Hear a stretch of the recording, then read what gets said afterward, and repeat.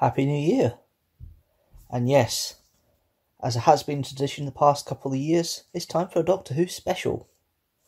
But what is my first impression of Revolution of the Daleks?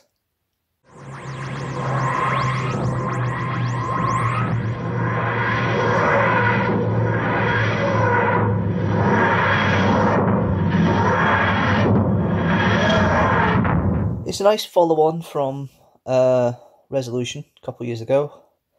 The fact that humans can take technology kind of similar to what Torchwood was originally set up for and try and make use out of it.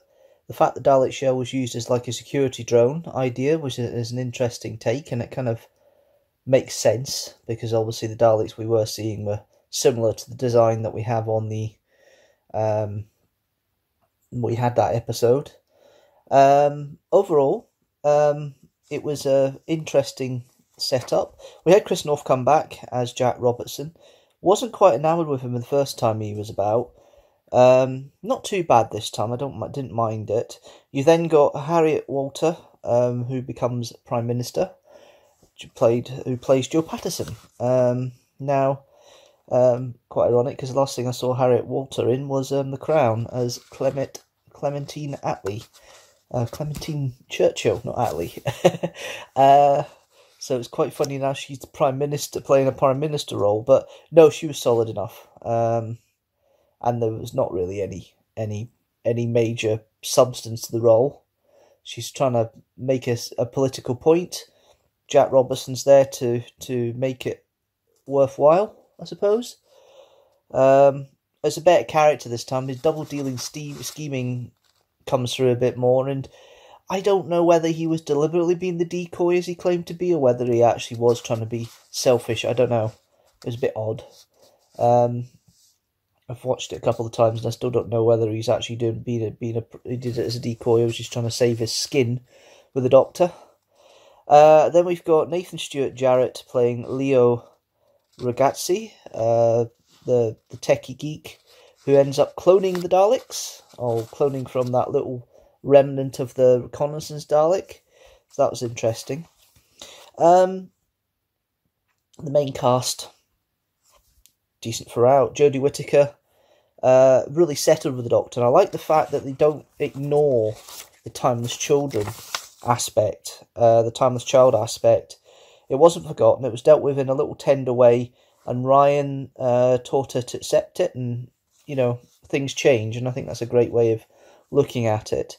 Yaz missed travelling and missed the Doctor dearly, and it's good to see her police officer training, and for once we're actually getting Yaz with something to get her teeth into, literally, which is something that I never thought I would see with Yaz sometimes. But yeah, it's great to see her police officer training coming in with all the post-it notes in the second TARDIS, and them sitting around Graham's table, her trying to figure out and doing investigative skills to try and find out what happened with this Dalek that they found on social media, which obviously turns out not to be the Dalek itself initially.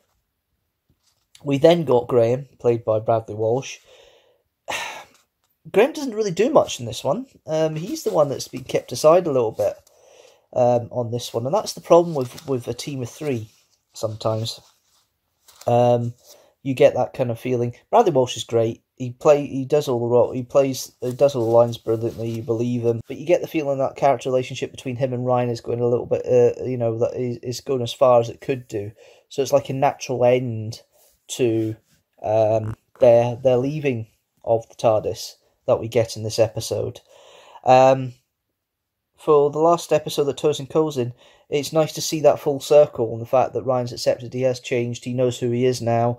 The 10 months that the Doctor was away from them has actually made him realise that he's happy to be at home and knows who he is. Graham is very reliant on Ryan as family to keep them together. I love the bit at the end where they're together with the bike ride. That's a nice full circle. Graham saying there's aliens in Sheffield. He believes there is. That's a nice little touch as well. And then obviously the little thing of premonition of grace that comes up at the end as well. That's lovely. I think that's quite nicely done, and well acted by the both of them. Some other elements I quite like. Jack Harkness back. John Barrowman, of course. I love the cheeky thing saying, have you had work done? that the Doctor says to Jack, and you can talk. So there's a bit of a ribbing there about the fact that John Barrowman possibly has had a bit of work done in real life. I love that little jab there. I love the fact that Jack's been used to try and make, Yaz realise that maybe she was, still needs the Doctor in that respect, and the conversation that she has with him is quite sweet. When they just before they go into the clothing factory in Osaka, it's a nice callback with him talking about when he was left by the Doctor and giving that warning to her. Then you've got the square gun comes back and he tries to make it look impressive, and Yaz is going, "Yeah, thank you, great, cool." And he's looking for appreciation. She turns to her and said, "I think you've got some issues." And Jack's going, "Have I? Nah, I haven't got issues. Don't be silly." I love the other TARDIS trick that we have here on the episode that we've got with the second TARDIS being used, like the Doctor's TARDIS to trick all the Daleks going into it, and the fact that then they're thrown into the void and the TARDIS is destroyed that way is an interesting way of getting the Daleks out of the way. I love the fight between these SAS Daleks as they're seen, the bronze versions, and obviously the newer security Daleks, as I'm going to call them, on that fight. The sound of the security Daleks sounds a little bit to me like the Remembrance Daleks, the Imperial Daleks, Remembrance of the Daleks. The kind of metallic sound to them that's slightly different from what we have from the normal Dalek sound. Nick Brooks doing the voice for all of them, of course, but it's a nice little difference between the two. I quite like that. The fight on the Clifton Suspension Bridge, basically two sets of Daleks with a few effects blowing each other up. That's always going to be interesting. I like that. But overall, it's enjoyable. It's a good way of tying off a few loose ends with some of the characters. It's a natural way for Graham and Ryan to leave. I'm so looking forward to seeing how Yaz develops, and maybe a chance of having a better character relationship there is going to work. And then we've got John Bishop being announced tonight that he is going to be in the new series. Not sure how that would work. Some people have already commented saying it's making John Nathan Turner look like a lightweight when it comes to stunt casting. But do you know what? People thought Bradley Walsh was a stunt casting, and he's done brilliantly. So don't pit it out. It may not be as bad as you think. Series 13 is filming at the moment. We might have something by the end of the year. Probably, maybe not. I'm not betting on it. But overall, very enjoyable, worth it. But yes, I really enjoyed it, and I've watched it twice, and I really do enjoy the episode. It's slightly slow to start with, but once it gets going, you can watch it easily, multiple times without much issue. So I'm really looking forward to seeing how the next series develops. That's it for this first impressions review. A little bit of a long one, bit to talk about and everything. Let's be fair, it's been 9 months. But if you like this video, don't forget to like it and share it with the hashtag teamstructor. And also, if you like the channel as a whole, don't forget to hit that subscribe button and notifications bell so you know when a new video comes out.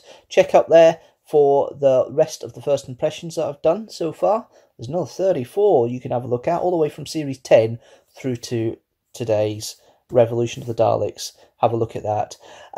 Apart from that, thanks guys for watching as always. I'm back with a Deanstructor tomorrow at 7 PM GMT. Join me then, and I'll see you then. See you later.